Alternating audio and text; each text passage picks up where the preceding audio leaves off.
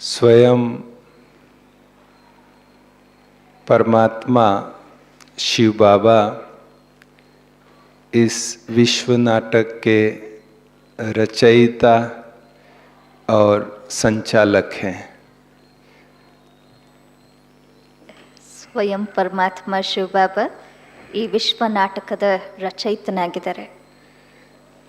आपको अनुभव होता है कि बाबा ही चला रहे हैं? ನಿಮಗೆಲ್ಲ ಆ ಥರ ಅನುಭವ ಆಗತ್ತಾ? ಎಲ್ಲ ಬಾಬಾನೇ ನಡೆಸ್ತಿದ್ದಾರೆ ಅಂತ? हमारी भी कई विशेषताएं होती है। हमको बहुत अच्छा भोजन बनाना आता है, बहुत अच्छा लिखना आता है, बहुत अच्छा भाषण करना आता है। हमको हमारे में बहुत विशेषताएं हैं, तो उसका हमें अभिमान रहना चाहिए या भगवान चला रहे हैं ऐसा समझना चाहिए? विशेषताएं भगवान की देन है। ನಮಗೆ ತುಂಬ ಚೆನ್ನಾಗಿ ಅಡುಗೆ ಮಾಡೋಕ್ಕೆ ಬರುತ್ತೆ, ಚೆನ್ನಾಗಿ ಬರೆಯೋದಕ್ಕೆ ಬರುತ್ತೆ, ಚೆನ್ನಾಗಿ ಭಾಷಣ ಮಾಡೋಕ್ಕೆ ಬರುತ್ತೆ, ಇದೆಲ್ಲ ನನ್ನ ವಿಶೇಷತೆ ಅಂತ ತಿಳ್ಕೊಬೇಕೋ ಅಥವಾ ಭಗವಂತನ ಕೊಡುಗೆ ಅಂತ ತಿಳ್ಕೊಬೇಕೋ? कभी कभी ऐसा लगता है कि मैंने किया, ಕೆಲವೊಮ್ಮೆ ನಾನು ಮಾಡಿದೆ ಅನ್ಸತ್ತೆ। शिव बाबा निराकार है, हम आत्माएं इस शरीर को धारण करके कार्य करती हैं, तो कर्ता रूप में यही लगता है कि हमने किया। ಶಿವಬಾಬಾ ಏನೋ ನಿರಾಕಾರ, ಆದರೆ ನಾವೆಲ್ಲ ಆತ್ಮಗಳು ಈ ಶರೀರ ಧಾರಣೆ ಮಾಡಿಕೊಂಡು ಕಾರ್ಯ ಮಾಡ್ತೀವಿ, ಆದ್ದರಿಂದ ನಾನು ಮಾಡಿದೆ ಅಂತ ಅನ್ಸತ್ತೆ। निराकार कैसे करेगा? इसलिए भी ऐसा लगता है कि हमने किया। ನಿರಾಕಾರ ಹೆಂಗೆ ಕೆಲಸ ಮಾಡ್ತಾರೆ, ಆದ್ದರಿಂದ ನಾನು ಮಾಡಿದೆ ಅಂತ ಅನ್ಸತ್ತೆ। तो क्या कहेंगे, हमने किया या बाबा ने कराया?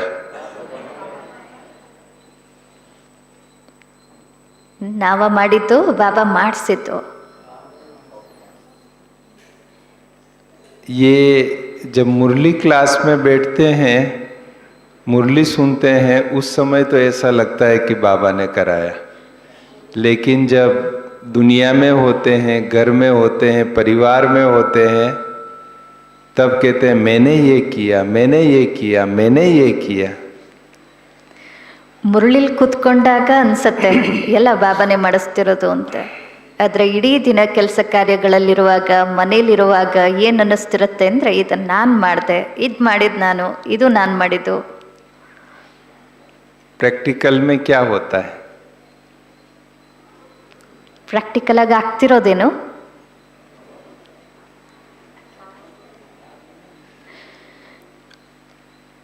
हमने हाथी देखा है, वो हाथी को कोई भी कुछ भी देता है तो वो सूंड में पकड़ता है, वो सूंड में पकड़ के फिर ऐसे कर देता है, ऊपर जो महावत बैठा है उसको ट्रांसफर कर देता है। ನಾವು ಆನೆ ನೋಡಿದ್ದೀವಿ, ಅದರ ಸೊಂಡ್ಲಗೆ ಏನೇ ಕೊಟ್ರು ಮೇಲೆ ಮಾವುತಂಗದನ್ನು ಟ್ರಾನ್ಸ್ಫರ್ ಮಾಡಿಬಿಡುತ್ತೆ। ऐसे ही हमारी भी मानसिक स्थिति में ये पक्का होना चाहिए कि इस रथ को यूज करके बाबा करा रहा है, करन करावनहार वही एक है। ಅದೇ ಥರ ನಮಗೂ ಪಕ್ಕಾ ಆಗ್ಬಿಡ್ಬೇಕು, ಈ ರಥನ ಉಪಯೋಗಿಸ್ಕೊಂಡು ಎಲ್ಲ ಮಾಡಿಸ್ತಿರೋದು, ಮಾಡೋದು ಎಲ್ಲ ಬಾಬೋರು। इसलिए कुछ भी किया, कराया, सीधा फिर उसको ट्रांसफर कर देने का। ಆದ್ದರಿಂದ ಏನು ಮಾಡಿದ್ರು, ಏನನ್ನೇ ಮಾಡಿಸಿದ್ರು ಸೀದಾ ಮೇಲೆ ಟ್ರಾನ್ಸ್ಫರ್ ಮಾಡಿಬಿಡ್ಬೇಕು। कोई महिमा करे, कोई गुणगान करे तो उससे अभिमान नहीं आवे, लेकिन ट्रांसफर कर देने का ऊपर। ಯಾರೇ ಮಹಿಮೆ ಮಾಡಲಿ, ಗುಣಗಾನ ಮಾಡಲಿ, ಅದನ್ನು ಮೇಲಕ್ಕೆ ವರ್ಗಾವಣೆ ಮಾಡಿ। आप लोगों को भी प्रैक्टिकल जीवन में बहुत अनुभव होगा कि कई चीज़ें जो असंभव लग रही हैं वो कैसे एकदम सहज रीति हो गई, केवल परमात्मा ही वो करा सकता है। ತಮ್ಗಳಿಗೂ ಈ ಅನುಭವ ಇರ್ಬೋದು, ಕೆಲವೊಂದು ಆಗೋದೇ ಇಲ್ಲ ಅನ್ಸೋದು ಸಹ ಪರಮಾತ್ಮನ ಸಹಯೋಗದಿಂದ ಎಷ್ಟು ಸಹಜವಾಗಿ ಆಗತ್ತೆ। है किस किस को ऐसा अनुभव है, हाथ खड़ा करे। मुझे तो बहुत अनुभव है ಆ ಥರ कि जो ಅನುಭವ चीजें ಇರೋರೆಲ್ಲ असंभव ಕೈ ಎತ್ತಿ। थी और कैसे परमात्मा ने करा दी। ಅಸಂಭವವಾಗಿರೋದ್ನು ಪರಮಾತ್ಮ ಸಂಭವ ಮಾಡಿಸಿದರೆ, ನನಗಂತೂ ಆ ಥರ ತುಂಬ ಅನುಭವಗಳಿವೆ। एक रिसेंट एक्सपीरियंस अभी आपको सुनाता हूँ मैं। अभी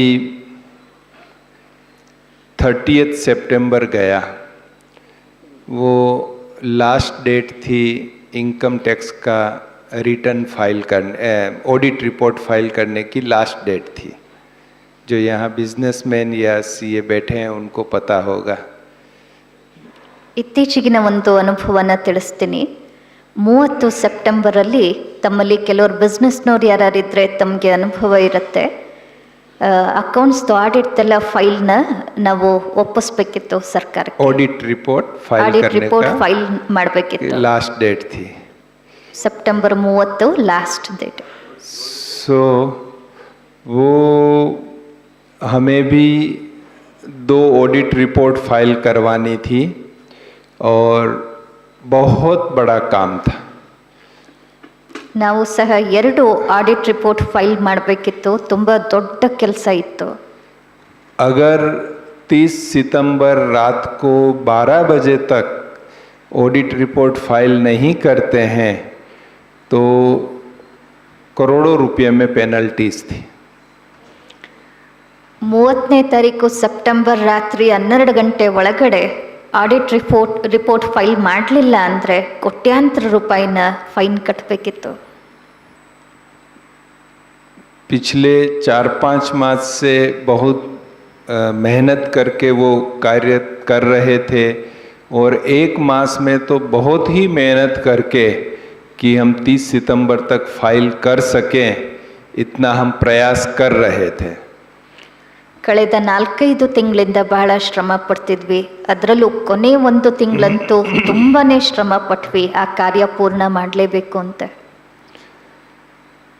कभी कभी भारत में जब कई स्टेट में बहुत बारिश होती है, लोगों का लाइफ डिस्टर्ब हो जाता है, बिजनेस वाले या जो भी सीए हैं वो काम नहीं कर पाते हैं, तो गवर्नमेंट डेट थोड़ा एक्सटेंड करती है।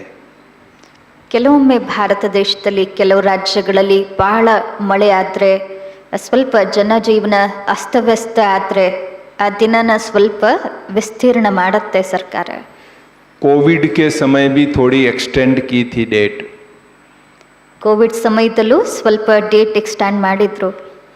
या कोई बहुत बड़ा भूकंप आ जाता है और लोग काम नहीं कर सकते हैं कितने ही दिनों तक, तब थोड़ी डेट और एक्सटेंड करते हैं। ಅಥವಾ ಭೂಕಂಪ ಏನಾರ ಆಗಿ ಜನ ಕೆಲಸ ಮಾಡೋದಕ್ಕಾಗ್ತಿಲ್ಲ ಅಂದರೂ ಆ ಡೇಟ್ನ ಎಕ್ಸ್ಟೆಂಡ್ ಮಾಡ್ತಾರೆ। लेकिन इस साल में तो ऐसा कुछ था नहीं, सब कुछ ठीक चल रहा था। ಈ ವರ್ಷ ಆ ಥರ ಏನೂ ಸಮಸ್ಯೆ ಇರಲಿಲ್ಲ, ಎಲ್ಲ ಚೆನ್ನಾಗೇ ನಡೀತಿತ್ತು। 29 सितंबर हो गया था और काम बाकी था। ಸೆಪ್ಟೆಂಬರ್ 29 ಆಗೋಯ್ತು, ಕೆಲಸ ಬಾಕಿ ಉಳಿದಿತ್ತು। 30 सितंबर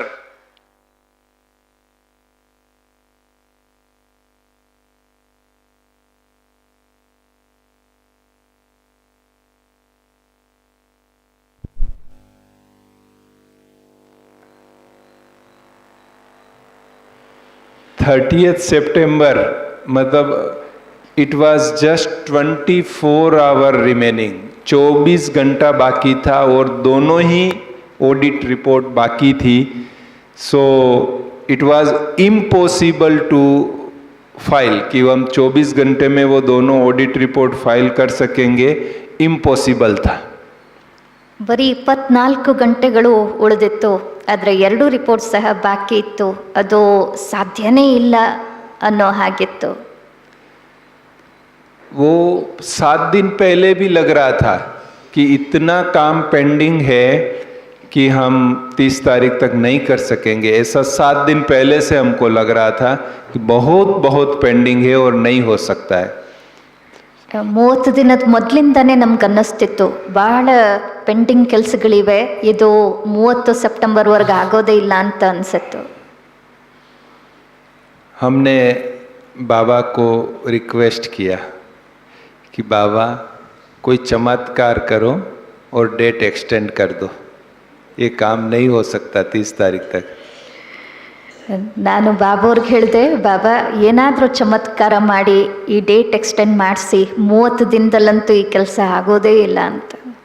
वो 1 वीक पहले ही रिक्वेस्ट किया बाबा को.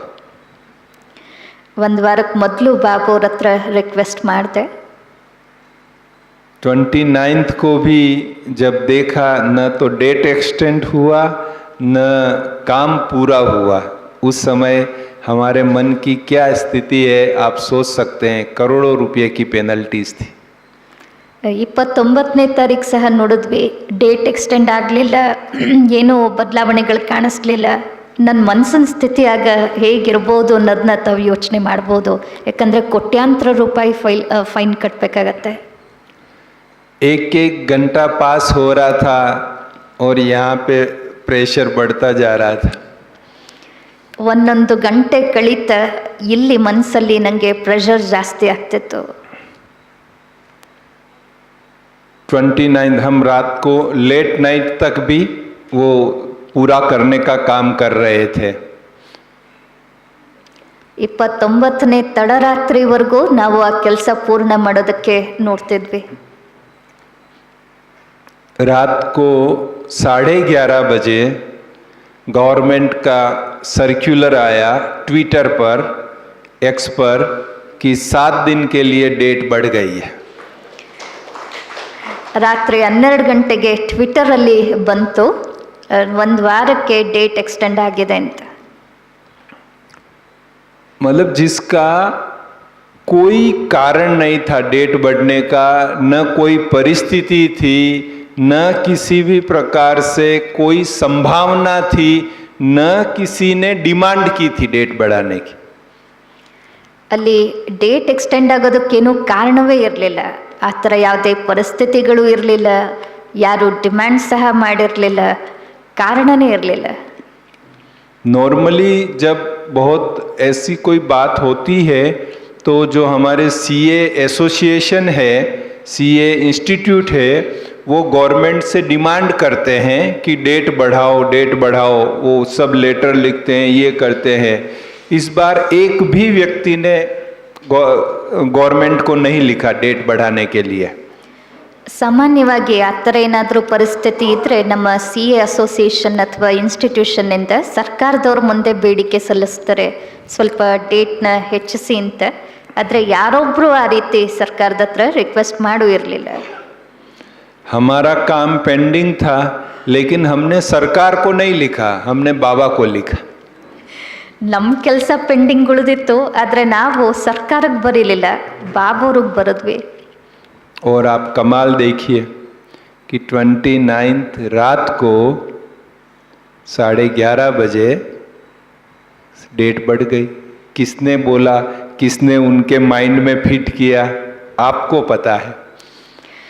ಆದರೆ ಚಮತ್ಕಾರ ನೋಡಿ, 29ನೇ ತಾರೀಕು ಮಧ್ಯರಾತ್ರಿ 12ವರೆಗೆ ಅದು ದಿನಾಂಕವನ್ನು ಹೆಚ್ಚಿಸಲಾಯಿತು.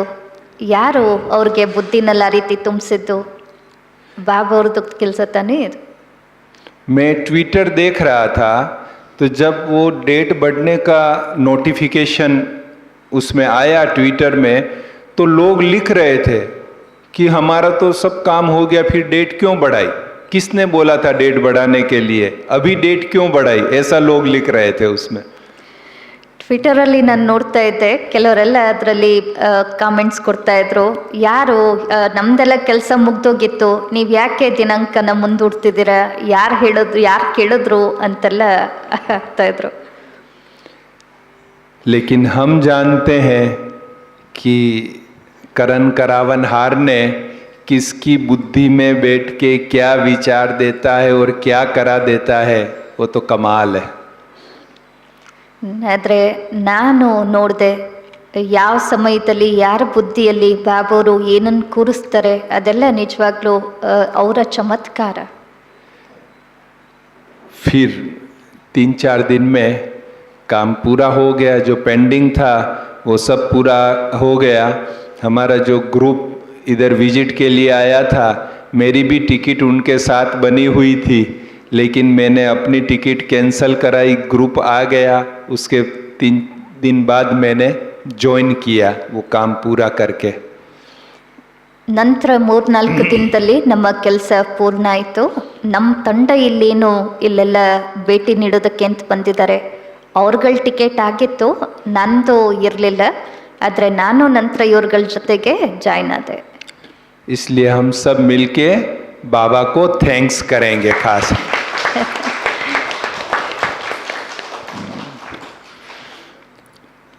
मेरी लाइफ में ऐसे बाबा के साथ के इतने अनुभव हैं जो बहुत क्लियर लगता है कि कैसे निराकार परमात्मा आकर यहाँ भी सब कार्य करता है। ಆ ರೀತಿ ಅನೇಕ ನನ್ನ ಜೀವನದ ಅನುಭವಗಳಿವೆ. ಹೇಗೆ ನಿರಾಕಾರ ಪರಮಾತ್ಮ ಸಾಕಾರದಲ್ಲಿ ಬಂದು ತನ್ನ ಕಾರ್ಯವನ್ನು ಮಾಡಿಸ್ಕೊಳ್ತಾರೆ ಅನ್ನೋ ಅನುಭವಗಳು. गीता में एक श्लोक है, जब मैं गीता बहुत पढ़ता था तो वो श्लोक पढ़कर उसको समझकर मैं भगवान पर समर्पित हो गया था। ಗೀತೆಯಲ್ಲಿ ಒಂದು ಶ್ಲೋಕ ಇದೆ. ಮೊದಲು ನಾನು ಬಹಳ ಗೀತೆಯನ್ನು ಓದುತ್ತಿದ್ದೆ. ಅದರಲ್ಲಿ ಒಂದು ಶ್ಲೋಕನ ಓದಿ ಅರ್ಥ ಮಾಡಿಕೊಂಡು ನಾನು ಭಗವಂತನಿಗೆ ಸಮರ್ಪಿತ ಆದೆ. वो श्लोक है, अनन्यस चिंतयन्तो माम ये जना पर्युपास्ते तेषाम नित्याभियुक्ता नाम योगक्षेम वहाम्यहम। उसका अर्थ है, भगवान कह रहे हैं कि जो अनन्य भाव से मेरा चिंतन करता है उसकी समस्त जवाबदारी मेरे ऊपर है। मैं उसका योगक्षेम वहन करता हूँ। योगक्षेम का अर्थ है अप्राप्ति की प्राप्ति करना और प्राप्ति की रक्षा करना। ಯೋಗಕ್ಷೇಮಂ ವಹಾಮ್ಯಹಂ ಅನ್ನೋ ಒಂದು ಶ್ಲೋಕ ಏನಿದೆ, ಯಾರು ಅನನ್ಯ ಮನಸ್ಸಿನಿಂದ ನನ್ನನ್ನು ನೆನಪು ಮಾಡ್ತಾರೆ ಅವರ ಪೂರ್ಣ ಯೋಗಕ್ಷೇಮವನ್ನು ನಾನು ನೋಡ್ಕೊಳ್ತೀನಿ ಅಂತ ಭಗವಂತ ಹೇಳ್ತಾರೆ. ಯೋಗಕ್ಷೇಮ ಅಂದರೆ ಅವರ ಎಲ್ಲ ಒಳ್ಳೆಯದನ್ನು ನಾನು ಮಾಡ್ತೀನಿ ಅನ್ನೋ ಒಂದು ಶ್ಲೋಕ. तो शर्त एक है भगवान की, जो अनन्य भाव से मेरा चिंतन करता है, यानी कि जो परमात्मा की निरंतर याद में रहता है उसकी समस्त जवाबदारी भगवान के ऊपर है। ಯಾರು ಅನನ್ಯ ಮನಸ್ಸಿನಿಂದ ನನ್ನನ್ನು ನೆನಪು ಮಾಡ್ತಾರೆ ಅವರ ಪೂರ್ಣ ಜವಾಬ್ದಾರಿ ಭಗವಂತನ ಮೇಲಿದೆ ಅನ್ನೋದು ಆ ಶ್ಲೋಕದ ಅರ್ಥ. अगर आप निरंतर बाबा की याद में हैं तो आपका लौकिक अलौकिक कोई भी कार्य है, आप केवल उसे सौंप दीजिए और वो कराएगा। ಒಂದು ವೇಳೆ ತಾವು ನಿರಂತರವಾಗಿ ಬಾಬೋರ ನೆನಪಲ್ಲಿದ್ದೀರಾ ಅಂದರೆ ಅದು ನಿಮ್ಮ ಲೌಕಿಕ ಕಾರ್ಯ ಆಗಿರಲಿ ಅಲೌಕಿಕ ಕಾರ್ಯ ಆಗಿರಲಿ ಅದೆಲ್ಲವನ್ನು ಬಾಬಾ ಮಾಡಿಸ್ತಾರೆ. मुरली में आया था कि जो निरंतर बाबा को याद करता है उसके सोचने का कार्य भी बाबा करता है। ಒಂದು ಸಾಕಾರ ಮುರಳಿಯ ಮಹಾವಾಕ್ಯ ಇದು. ಯಾರು ನಿರಂತರವಾಗಿ ತಂದೆ ನೆನಪು ಮಾಡ್ತಾರೋ ಅವರ ಯೋಚನೆ ಮಾಡೋ ಕೆಲಸನೂ ಸಹ ಪರಮಾತ್ಮನೇ ಮಾಡ್ತಾರೆ.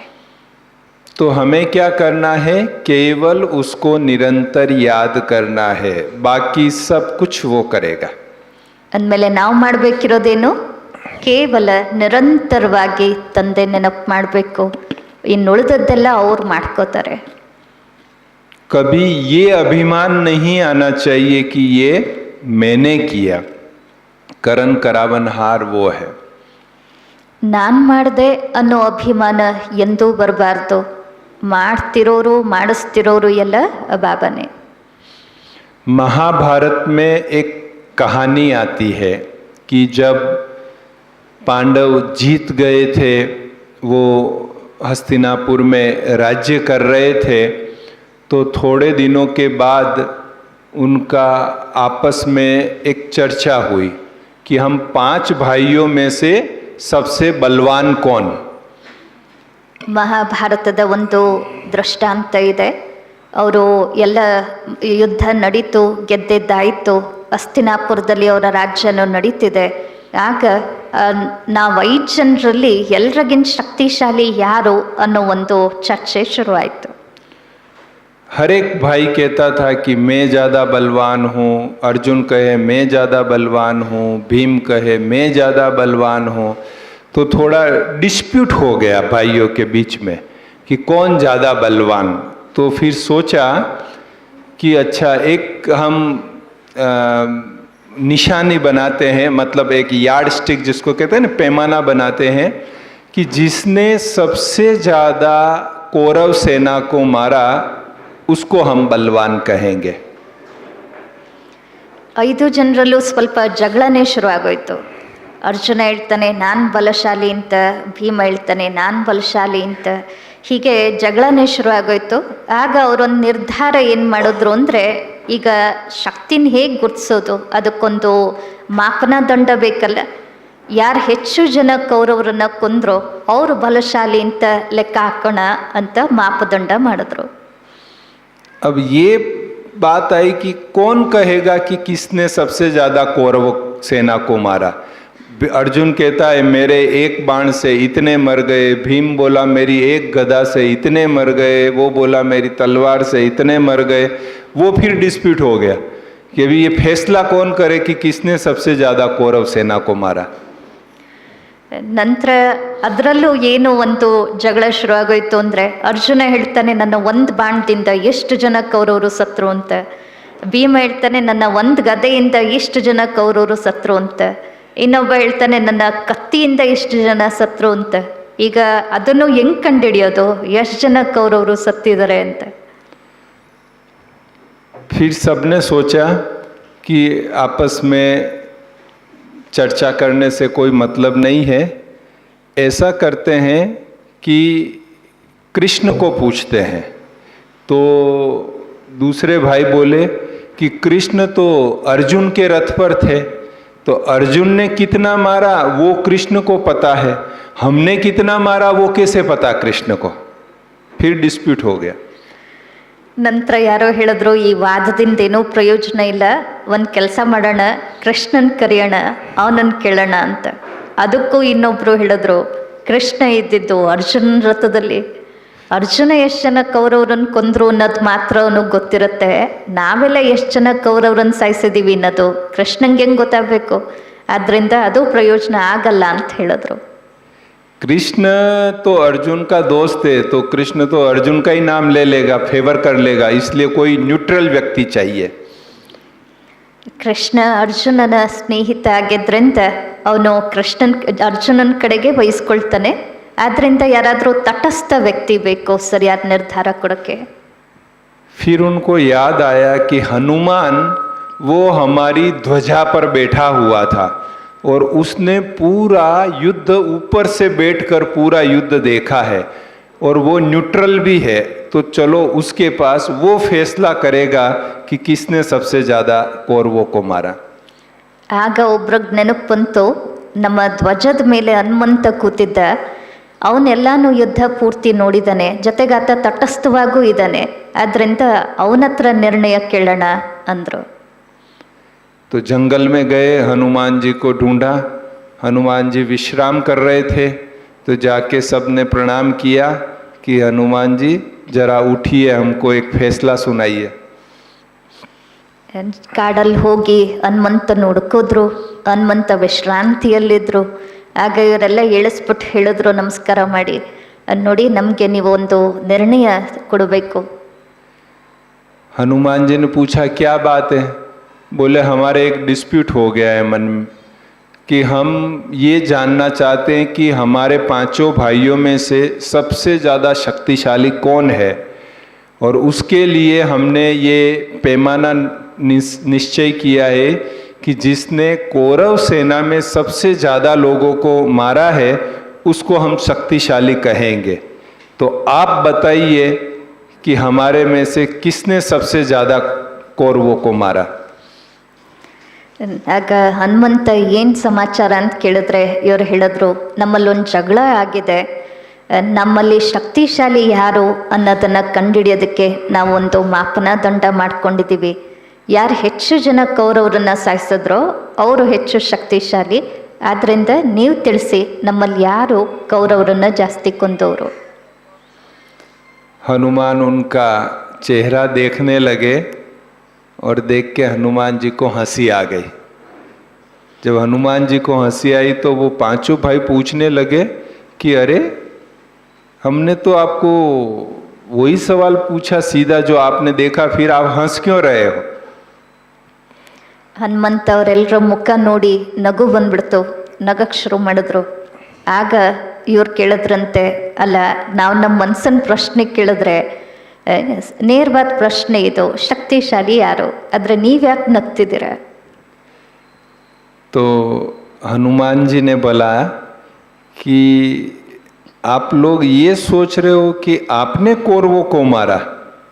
मैंने जो देखा, मैंने तो देखा था कि आगे आगे एक स्वदर्शन चक्र जा रहा था और वही सबको मार रहा था। आप तो खड़े थे केवल, आपने तो कुछ नहीं किया। ಆಗ ಹನುಮಂತ ಹೇಳಿದ್ರಂತೆ, ನೀವೆಲ್ಲ ನಾವು ಕೌರವರನ್ನ ಕೊಂದ್ವಿ ಅಂತ ತಿಳ್ಕೊಂಡಿದ್ದೀರಾ, ಆದರೆ ನಾನು ನೋಡಿದ್ದೇನು ಅಂದರೆ ಮುಂದೆ ಒಂದು ಚಕ್ರ ಹೋಗ್ತಾ ಇತ್ತು, ನೀವುಗಳೆಲ್ಲ ಸುಮ್ಮನೆ ನಿಂತಿದ್ರಿ, ನೀವು ಯಾರು ಏನೂ ಮಾಡೇ ಇಲ್ಲ. तब पांडवों को एहसास हुआ कि अरे कृष्ण ने तो गीता में पहले ही कहा था कि ये सब तो मरे पड़े हैं, तुम्हें केवल निमित्त बनना है। ಆಗ ಪಾಂಡವರಿಗೆ ಅನುಭೂತಿ ಆಯಿತು, ಗೀತೆಯಲ್ಲಂತೂ ಮೊದಲೇ ಹೇಳಾಗಿತ್ತು, ಇವರೆಲ್ಲ ಮೊದಲೇ ಸತ್ತು ಹೋಗಿದ್ದಾರೆ, ನೀವು ನಿಮಿತ್ತ ಮಾತ್ರ. सो हमें ये पता होना चाहिए कि वास्तव में हम कुछ नहीं करते हैं। वो करावन हार जो परमात्मा है वो इस रथ का सहारा लेकर इस रथ को निमित्त बनाकर करा लेता है। ನಮಗೆ ಸದಾ ನೆನಪಿರಬೇಕು, ಕರ್ತಾರ ಎಲ್ಲ ಬಾಬೋರೇನೆ, ಅವರು ನಮ್ಮನ್ನು ನಿಮಿತ್ತ ಆಧಾರ ಮಾಡಿಕೊಂಡು ತನ್ನ ಕೆಲಸವನ್ನು ಮಾಡಿಸ್ತಿದ್ದಾರೆ ಅಷ್ಟೇ. मैं तो ये मानता हूँ कि अगर हम ऐसा कहते हैं कि ये मैंने किया तो ये भी पाप है। ನಾನು ಇದನ್ನು ಮಾಡಿದೆ ಅಂತ ಹೇಳಿದ್ರೂ ಸಹ ಅದು ಪಾಪ ಅಂತ ನಾನು ತಿಳ್ಕೊತೀನಿ. केवल भगवान ने हमारे से कराकर हमारा भाग्य बनाया है, ये सोचकर खुश होना चाहिए। ಭಗವಂತ ನಮ್ಮನ್ನು ಇದಕ್ಕೆ ನಿಮಿತ್ತ ಮಾಡಿ ನಮ್ಮ ಭಾಗ್ಯ ಮಾಡಿಸ್ತಿದ್ದಾರೆ ಅಂತ ಯೋಚನೆ ಮಾಡಿ ನಾವು ಖುಷಿ ಪಡಬೇಕು. हम निमित्त बने, यही हमारा सबसे बड़ा सौभाग्य है। ನಾವು ನಿಮಿತ್ತ ಆಗಿದ್ದೀವಲ್ಲ, ಇದೇ ನಮ್ಮ ಎಲ್ಲದಕ್ಕಿಂತ ದೊಡ್ಡ ಸೌಭಾಗ್ಯ. तो सदा परमात्मा को याद करते हुए, बाबा को याद करते हुए, उसके गुणगान गाते हुए अपने को निमित्त समझकर चलना चाहिए। ಅಂದಮೇಲೆ ಸದಾ ಪರಮಾತ್ಮನ ನೆನಪು ಮಾಡ್ತಾ, ಅವರ ಗುಣಗಾಯನ ಮಾಡ್ತಾ, ತಮ್ಮನ್ನು ತಾವು ನಿಮಿತ್ತ ಅಂತ ತಿಳ್ಕೊಂಡು ಮುನ್ನಡಿಬೇಕು. ओम शांति।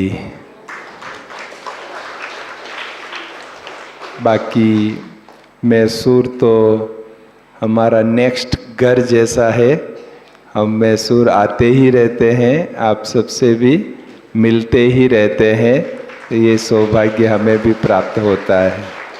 हमको भी यहाँ आना अच्छा लगता है, क्योंकि यहाँ ज्ञान योग के द्वारा इतना पावरफुल एनवायरनमेंट है यहाँ का, इतना पावरफुल वातावरण है कि इस योग भवन में बाबा की याद निरंतर रहती है। ಮೈಸೂರು ನನ್ನ ಎರಡನೇ ಮನೆ ಅಂತಾರೆ ಅಣ್ಣವರು. ಇಲ್ಲಿಗೆ ಬರೋದು ಪದೇ ಪದೇ ಬರ್ತಿರ್ತೀನಿ, ಮತ್ತು ನನಗಿಲ್ಲಿ ಬರೋದು ತುಂಬ ಇಷ್ಟ ಆಗತ್ತೆ. ಯಾಕೆಂದರೆ ಜ್ಞಾನ ಯೋಗದಿಂದ ಇಲ್ಲೆಷ್ಟು ಒಳ್ಳೆಯ ಶಕ್ತಿಶಾಲಿ ವಾತಾವರಣ ನಿರ್ಮಾಣ ಆಗಿದೆ ಅಂದರೆ ತಾನಾಗಿ ನಿರಂತರವಾಗಿ ಬಾಬುರ ನೆನಪಿರುತ್ತೆ. ಓಂ ಶಾಂತಿ.